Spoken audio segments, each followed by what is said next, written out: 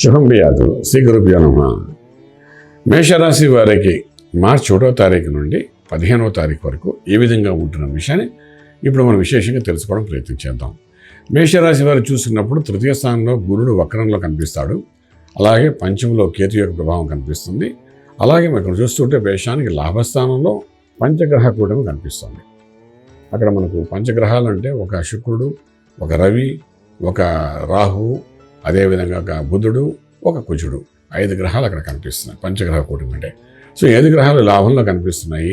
అలాగే వ్యయంలో శనీశ్వరుడు కనిపిస్తున్నారు. ఇలా ఉన్నప్పుడు మేషరాశి వారికి ఏ విధంగా ఉంటుంది అనే విషయానికి వచ్చినప్పుడు, ఆర్థిక విషయానికి వచ్చినప్పుడు మేషరాశి వారికి రాశి మీద వెనక భాగంలో చూస్తే శని పంచగ్రహ కూటమిలో ఒక పక్క కనబడుతుంటే ముందులో గురుడి యొక్క ప్రభావం కనిపిస్తుంది. ఇటువంటి పరిస్థితుల్లో కొత్త ఉద్యోగ ప్రయత్నాలు చేయకుండా ఉంటేనే బాగుంటుంది. ఉన్న ఉద్యోగాల్లో మంచి నిలబడడానికి ప్రయత్నం చేయండి.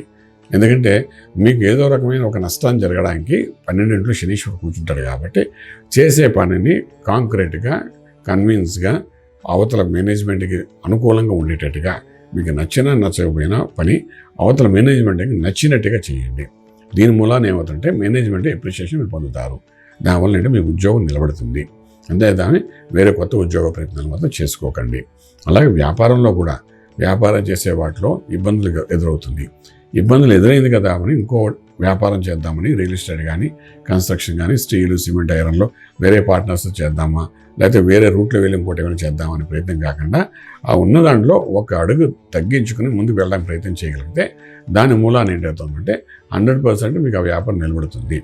అంచేత ఒక్కొక్కసారి ఆర్గ్యుమెంట్ అయినప్పటికీ కూడా ఆ రియల్ ఎస్టేట్ అనుకోండి, ఏదైనా అనుకోండి, ఆర్గ్యుమెంట్ అయినప్పటికీ కూడా కొంచెం తగ్గి ఒక 4 రోజులు ఉండడంలోని తప్పు లేదనుకుంటూ ఆ విధంగా చేసుకుంటూ వెళ్తే ముందు అదే వ్యాపారం 10 రెట్లు పెరుగుతుందన్నమాట.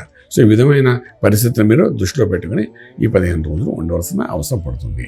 విదేశాల్లో చదువుకున్న విద్యార్థులకు పెద్ద అనుకూలమైనంత కనిపించట్లేదు. విదేశాల్లో చదువుకున్న విద్యార్థులు ఉద్యోగరీత్యా చేసే ప్రయత్నాల్లో కూడా కొంచెంత మనకు కావాల్సిన ఉద్యోగం కాకపోయినా ఏదో ఒక ఉద్యోగం వస్తుంది. దాన్ని చేసుకుంటూ ముందుకెళ్ళడానికి ప్రయత్నం చేయండి. అలాగే విదేశాలకు వెళ్ళి సెటిల్ అవ్వాలనుకునే వాడికి ఇది సరైన సమయం కాదని చెప్పడానికి అవకాశం ఉంది. అలాగే ఇంపోర్ట్ ఎక్స్పోర్ట్ వ్యాపారాలు న్యూట్రల్గా ఉంటాయి.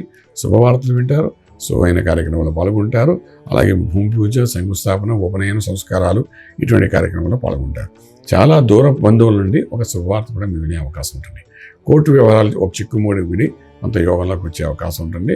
వంశపారపర్యంగా వచ్చే ఆస్తులు ఏమైనా ఉంటే ఆ విషయంలో మాకు కొంత ఊరట కలిగే అవకాశం కనబడుతుంది.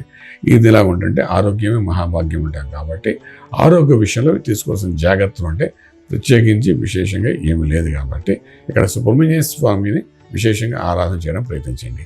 మీ లాభస్థానంలో కుజుడు, రవి ఇద్దరు ఉన్నారు కాబట్టి ఇక్కడ అగ్నితత్వం గల కుజుడిని ఎప్పుడైతే మనం దృష్టిలో పెట్టుకుని అభిషేకం చేస్తామో ఈ లాభస్థానంలో మనకు రావాల్సిన లాభం కొంతవరకు వచ్చే అవకాశం ఉంటుంది. కాబట్టి ఆ విధంగా చేసుకుంటూ వెళ్ళండి.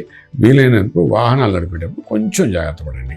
చిన్న దెబ్బే అనుకుంటాం కానీ లాంగ్ టర్మ్లో పెద్దది అయ్యే అవకాశం ఉంటుంది. కాబట్టి కొంచెం ప్రయాణం ఆచితూసి వ్యవహరించండి. అలాగే బాత్రూంలో వెళ్ళేటప్పుడు పెద్దవాళ్ళ వయసులో పెద్దవాళ్ళు ఎవరైతే ఉన్నారో కొంచెం జాగ్రత్త తీసుకోండి మెట్లు దిగేటప్పుడు కూడా. ఎందుకంటే ఇక్కడ పంచగ్రహ కూటమి ఏదైతే ఉందో ఇందులో శుక్రుడు కూడా అక్కడ ఉన్నాడు. ఆ శుక్రుడు కుజుడితో కలిసిన, రవితో కలిసిన ఎముకలకు సంబంధించిన దోషం వస్తుంది. ఆ వస్తుంది కాబట్టి ఎముకల దోషం అంటే ఎముకలు పెరగడం కానీ, లేకపోతే అక్కడ బెండ్ అవ్వడం కానీ, చిట్లు అవ్వడం కానీ ఇలాంటి ఎముక సంబంధించి కొన్ని దోషాలు వస్తాయి. అందుచేత నడిచేటప్పుడు బాత్రూంలో కొంచెం జాగ్రత్త పడండి.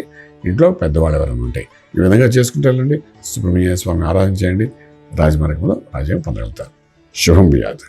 పూర్తి వివరాలకు సంప్రదించండి శ్రీ వేదమాత గాయత్రి జ్యోతిష్యాలయం, బ్రహ్మశ్రీ మంతా సూర్యనారాయణ శర్మ గారు, Srinilayam, first floor, 101, Sai Vaibhav layout, Chitrapuri colony పక్కన, కాజాగూడ, హైదరాబాద్ 500008.